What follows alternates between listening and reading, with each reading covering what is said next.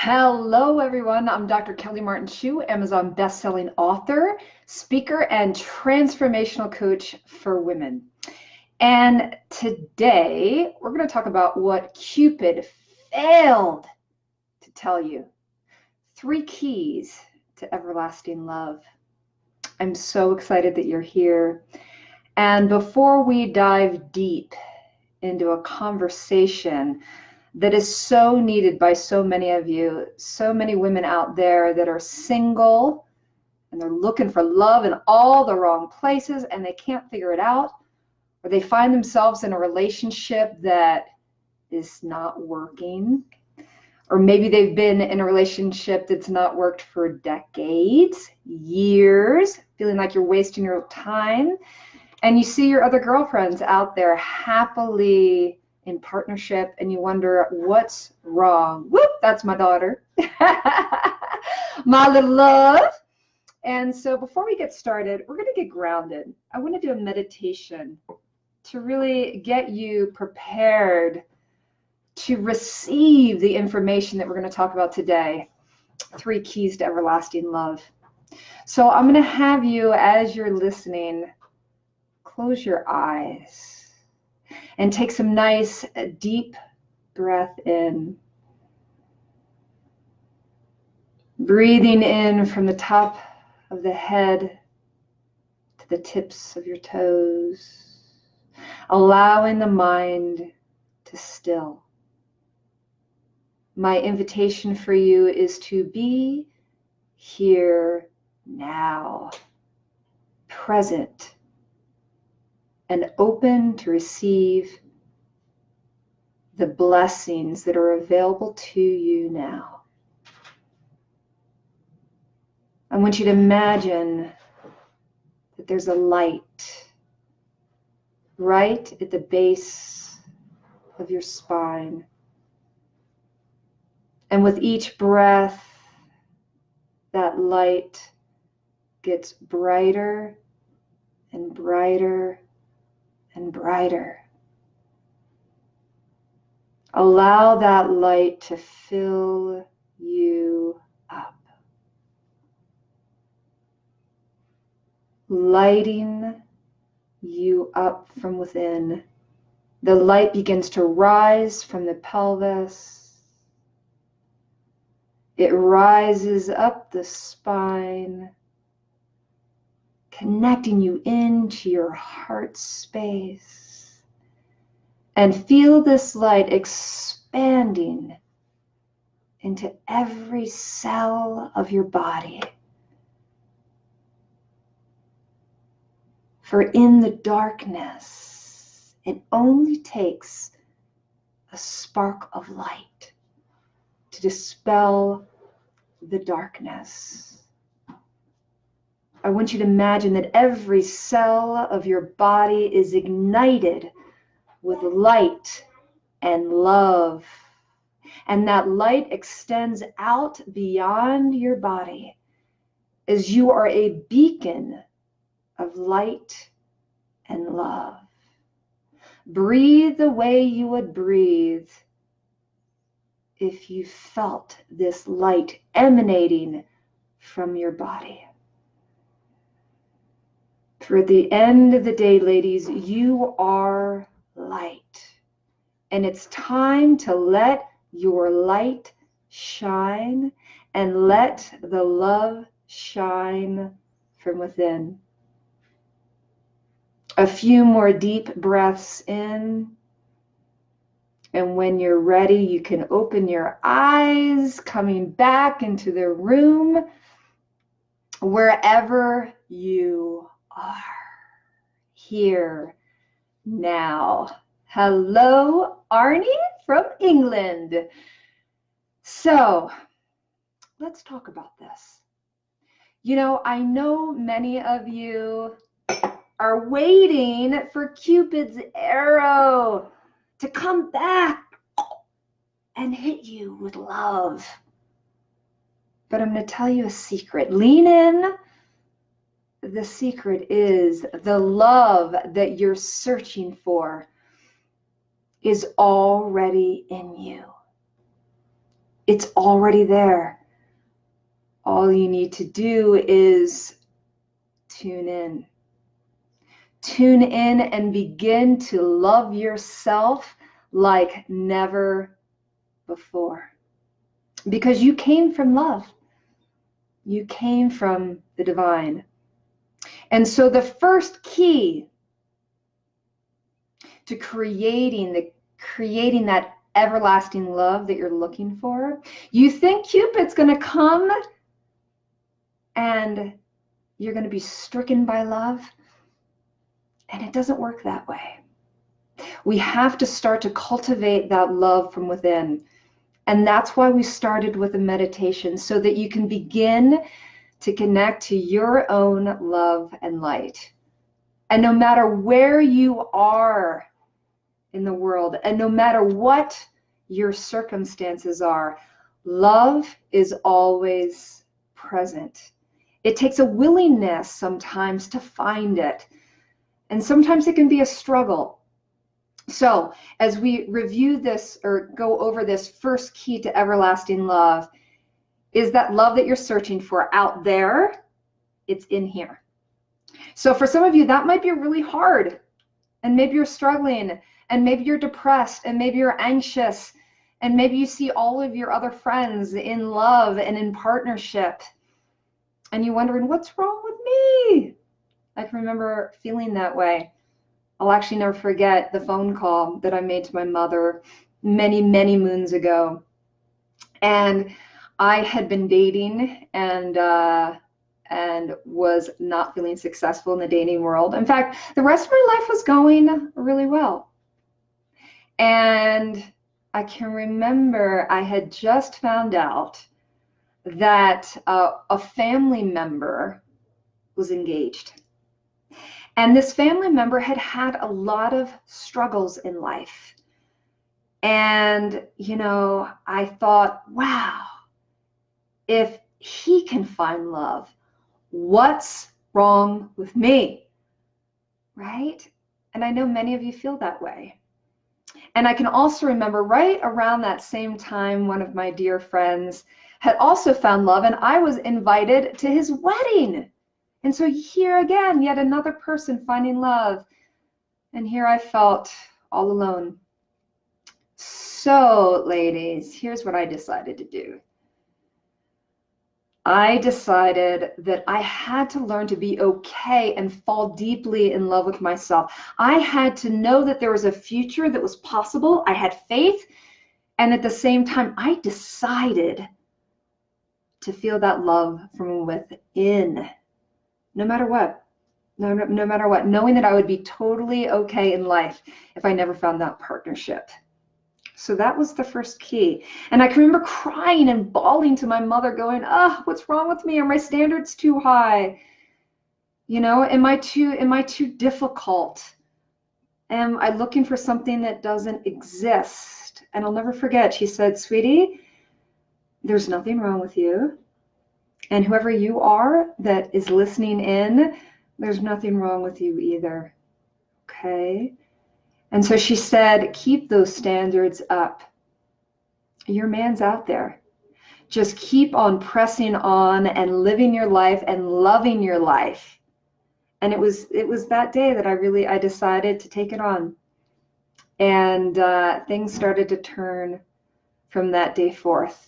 So there was an element of surrender, of letting go with the way things were. And yet I still had in my heart, I knew my beloved was out there. So that was the first step. And so to discover this love from within, you know, some people, they forget what they love in life because they stop doing it. So you do you.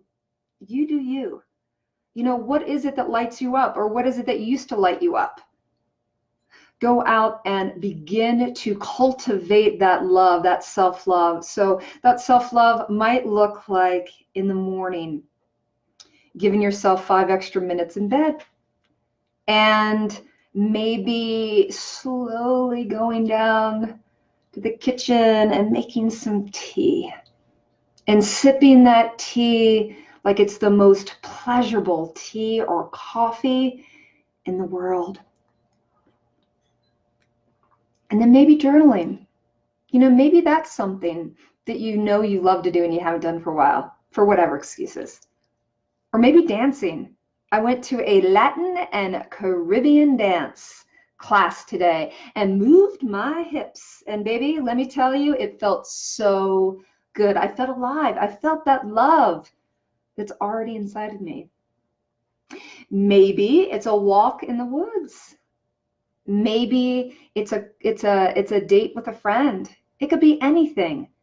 Just the first key is you gotta love yourself. Because if you don't love you and you're not taking care of you, you can't expect somebody else to do that for you. It's your job. You do you, sister. All right? So that's the first key. Going on to the second key. And the second key has to do with the languages of love.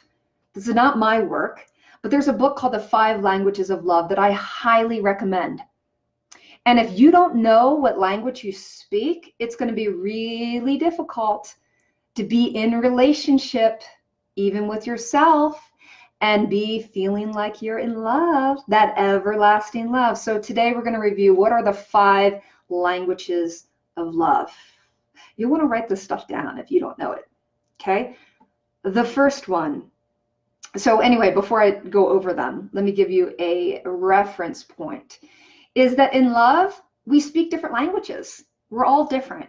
And often the way we show up in relationship is showing up speaking our own language of love. And if a partner or a friend speaks that same language, yay, I love the thumbs up. And some love, some hearts would be good too. So if you speak the same language of love, you're going to feel loved because you speak the same language. But what if you're speaking one language of love, and a friend or a partner is speaking another language? There's going to be a mismatch or disconnect, and you're not going to feel that love. I love the hearts. Thank you. Thank you. Thank you. I'm feeling the love. So you've got to speak the same language, right? If I'm in France and hearing French and thinking, oh gosh, I'm speaking American English and I don't understand French, and there would be a disconnect, although I love the French language, right? So here are the languages of love. You want to be able to speak the same language. This is how we know that we're loved. So how do you know that you're loved?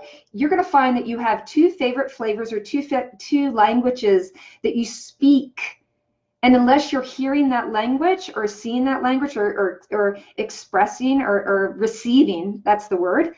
Unless you're receiving the same language, you're not going to feel loved. So you got to know your language. What language do you speak? Hello, Stephanie. Hello, Leonardo from South America. Okay, so first language, and these are in no specific order. The first language is kinesthetic. So I'm very kinesthetic, and you'll notice if you see me speak in person, I move my body a lot. I'm very kinesthetic. I move through the world and I receive information and love through kinesthetic. Touch. So for me, touch is really important. Like a massage or just having somebody put their hand on my shoulder. I feel that connection. I feel love through kinesthetic touch. So touch is really important to me. Okay, so touch might be really important to you also.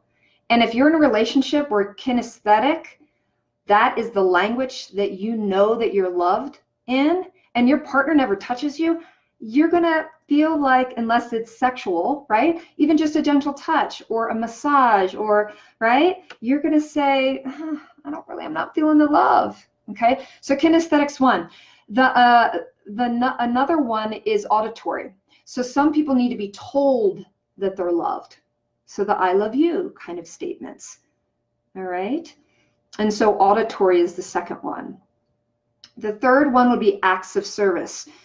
You know that you're loved when your partner or a friend or a loved one does something for you. Maybe they clean your car, or maybe they pick you up, when your car breaks down, or it could be anything. Maybe they make a homemade card for you just because, or they bring you You know, it could be anything. Actually, I'm kind of starting to go into, when I said bring you a card, that would be the love language of gift giving.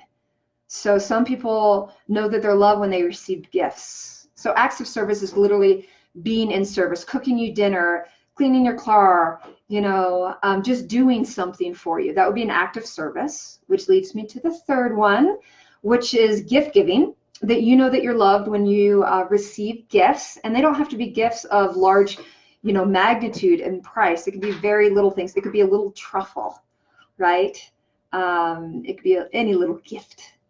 The fourth one would be, let's see, we did kinesthetic, we did auditory, we did acts of service, we did gift giving, and the last one is time. Some people really know that they're loved when their partner spends quality time with them. Now, here's what's amazing. If your partner's doing all of these things, you're going to be really loved, feeling really loved.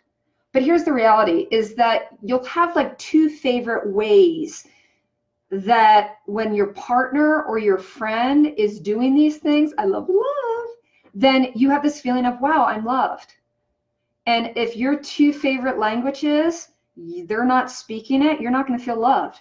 So for example, let's say your love language is kinesthetic. You need touch, right? You need to be touched, you know, holding a hand, arm around you, kissing, you know, just touch, physical touch. If that's one of your number one love languages and your partner doesn't do any of that, and yet they're giving you gifts and they're spending quality time with you, they're doing the other languages, but not your primary or your secondary, you're not going to feel love. And there's that disconnect. It's like being in a foreign land. So what can you do to create everlasting love? Number one, you need to know your language. What language do you speak? What are your two favorite languages of love? Once you know what they are, be willing to ask your partner or your friends, you know, to give in that way so that you can receive love. And I know this sounds crazy, but you literally have to ask for it. Now, here's where relationships really create more flow, is if your partner speaks the same language, then it's quite easy, right? Like if your favorite is auditory and gifts, and your partner's favorite is auditory and gifts, both partners are going to feel totally loved. And the reality is most people never even think about this. And this is why I believe that the divorce rate is so high, is one of the main reasons, or why relationships just don't work, is that you have two people that aren't getting their needs met. And they might say, I've tried everything. Yes, but have you connected in your partner in the way that they need to receive your love, not the way you're so good at giving it? Because we often will give love in the way that we like to receive it. So if you think about your partners or, you know, your friends, the ones that you feel most connected are often the ones that are giving you love in the way that you like to receive it. I love these. All right, moving on, ladies. So we've got, let's do a quick review. We've got the first way. What's the first key? Self-love. You got to love yourself from the inside out. Second key, know your language of love. Which is your top two of the five? And I know I'm doing them in different orders because I keep them, I don't know what order I gave it before. Kinesthetic, touch, same thing. Auditory, you need to be told that you're loved. Acts of service, somebody doing something for you. Gifts. And finally, the fifth one would be time spent together. Quality time. Those are the five languages. Figure out what language you speak and be willing to ask for it. Also, it leads me to the third key to everlasting love. There's three. We're already on to the third. The third key to everlasting love is why you're in a relationship. Go into a relationship to give, not to get. See, so many people go into a relationship because their cup is already empty. They're not feeling love. So they're looking to love to come from the outside, which is just like what I said in the beginning, which is waiting for Cupid to come and get you. It doesn't work that way. That's why I put the first key, self-love, as the first key, because it's the first key, right? So now we're there on to number 3. We are in relationships. If you want to have everlasting love, be in relationships to give and not to get. It's so key. It's so key. In fact, my husband and I were talking about this today, and he said, "You know what? I put your needs above mine," and it was so beautiful. And the reality is that we do need to be in a place of giving. Now, women, we're often really good at the giving, right? But we're not so good at the receiving, all right? And we often, as I said, if you go into a relationship because you're expecting that partner to be your everything, it's not going to be healthy. You're going to find yourself in relationships where you're either on the spectrum of things. You're either codependent. A codependent relationship is where you give, and you never receive. So I'm not talking about that. I'm not talking about that to that extreme. So that's one end of the spectrum, codependency. The other end of the spectrum is independence. And that's the end of the spectrum I used to find myself in. I was like the independent warrior. I didn't need a man.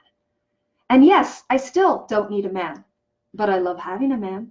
And my life is uplifted by a man who is my man, the kind of man that I want to partner with. And we both lift each other up. That's what that type of relationship is, what I call interdependency, which is in the middle of independence. I don't need a man. I don't need no man, right? That will push men away. If you really, it sounds crazy. So it's like, it's true, you don't need one. And with the right one or the right partner, it's uplifting, right? So it's a desire versus a need, all right? And then, as I said, the codependency side of things is the give, and you don't have that self-worth, that enough self-worth to know you're worthy of receiving. So if you don't have that first key in place, that love yourself and know thyself first, then step 3 isn't going to work for you, because you're going to go into that relationship to give, which is beautiful, but if you don't have that self-love to have a boundary to like know when it's time to receive, because love is a two-way street. All right. Yes, Stephanie, I think so too. So I forget what I was saying when you just mentioned that, but fantastic. I love the comments. Absolutely love the comments. So these are the 3 keys to everlasting love. We're going to do a quick review. Number 1 is you gotta love yourself. You gotta have that love from within. And that love from within, just like we started in today's meditation, if you're just now joining us, this is being recorded. So go back to the beginning of this call, because we did a meditation. And it's a meditation to get you in touch with your love, with your light. It's in there. It's in there, sister. I promise you. Focus on it. And if you spend even a couple minutes every single day connecting to that love and light, you're going to be a beacon for more love, right? It's your radiance. And you will attract, you will be a magnet for the love that you so desire. All right, so that was number 1. Number 2, learn the love language that you speak, and be willing to ask your partner to speak the same language. Flip side of that, be willing to ask your partner what their needs are, so that you can speak their language. So it's a two-way street. And this goes not only just for the intimate partnerships, but like, you know, our friends, you know, because love is not just intimate love. Love is everywhere. And if you're willing to receive it. When you're in love with yourself in a healthy way, you're going to see love everywhere, and it's going to light you up. You can't not have love in your life. Like, it takes a lot of work to repel love. It really does. So it moves on to number 3 as our wrap up. Do you remember what it is? Be in a relationship to give and not to get. Because you're never going to find love outside of yourself that doesn't already exist within. Love is a mirror. It really is. And when you attract, when you love yourself and you attract as a magnet that love that is out there for you, oh my gosh, life is the bomb. You know, think about it. Think about if you're not in love right now with somebody, and you know that beloved is out there, think about in the past when you've been in love. You know, like, there's nothing wrong with life when you're in love, right? And in long-term partnerships, I mean, I'm getting ready to celebrate my 10-year anniversary with my husband, and I'm so excited. In fact, we're talking about going to Paris, and you know, it's like being in love, you know, is like nothing on earth. It really is. I mean, you could put my family in you know, a challenging environment, right? Like, we have a beautiful home. I feel very blessed. We live in Boulder, Colorado. I feel very blessed. We're all healthy. I feel very blessed. And at the same time, when the chips go, you know, if the chips were to all fall out, having that love, it's all that matters. You know, my extended family, I'm very close to my family. And again, I feel so blessed. But I start by filling my cup every single day. How I start my day is a meditation, connecting to that light. So I am here today to really hopefully bestow upon you some secrets to everlasting love, so you can stop looking for it out there and start lighting up from in here. And it is a game changer. So let me know through comments what you think about what we've shared today, what you've experienced, maybe what your languages of love are. If you like what you hear today, be sure to go to pinktent.com/coaching. And I would love to help you on your journey of discovering love. I am currently doing a complimentary coaching session if you think that you're a candidate for coaching to discover an irresistible you. Then be sure to check out pinktent.com/coaching. Let's talk. Let's get on the phone, and I'm offering a half-hour session to discover what an irresistible you would be like, and we'll discover if you're a good fit for coaching and whether or not you and I come together and are a springboard for you creating your everlasting love. And so be sure to check it out. And thank you for joining. Again, I'm Dr. Kelly Martin Schuh, Amazon best-selling author, speaker, and transformational coach for women. Lots of love. Mwah! To all of you.